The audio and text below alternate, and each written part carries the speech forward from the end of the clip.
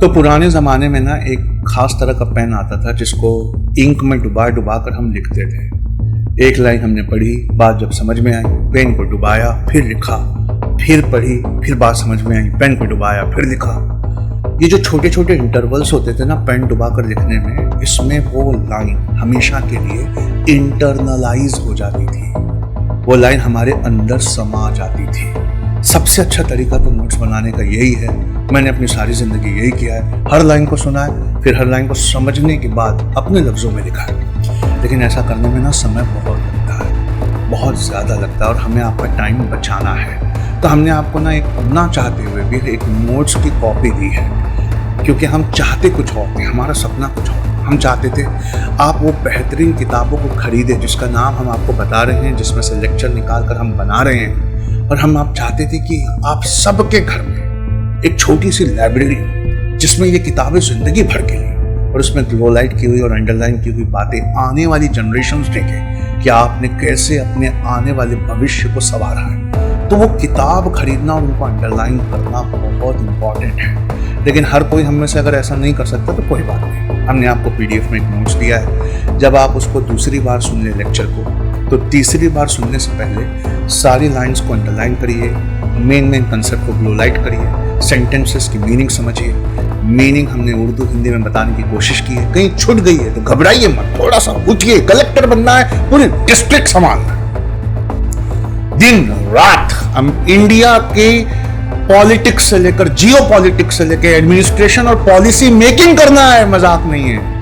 तो अगर किसी वर्ड की मीनिंग बताने में छूट गई तो घबराओ मत, उठो गूगल करो, अपनी मदर टंग में उसको वहीं पे। लेकिन ना आप जब लेक्चर देखेंगे तो आपकी सहूलियत और आपकी आसानी के लिए हमने एक चीज़ की है, हमने कंसेप्ट को इंग्लिश, हिंदी और उर्दू तीनों में समझाया है, लेकिन लिख कर वो बाजू में इंग्लिश में आता है। क्यों?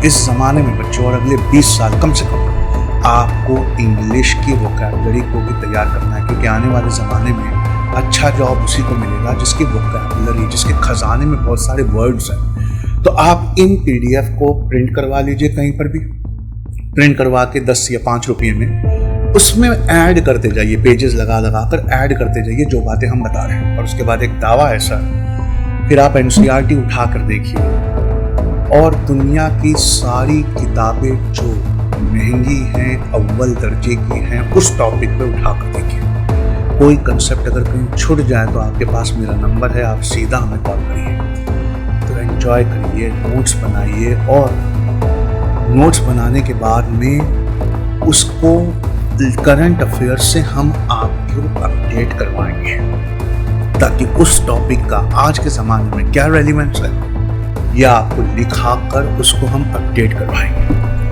कई बार लेक्चर को समझने का एक तरीका और भी बहुत अच्छा होता है, उसको पॉज कर उसकी इम्पॉर्टेंट बात को लिख लिया जाए। और लिखते ही नहीं है किसी चीज़ को हम पॉज कर, जब हम पॉज कर लिखते हैं ना तो हम उसे हमेशा के लिए याद कर लेते हैं। तो हम इसको लिखेंगे भी, प्रिंटेड भी मटेरियल भी आपके पास है, ज़ोर ज़ोर से बोलकर दोहराएंगे। अरे दूसरे लेक्चर में ही सुनकर देखना, आपको पूरा लेक्चर ही याद हो जाएगा, और उसको लगातार अपडेट भी करते रहेंगे।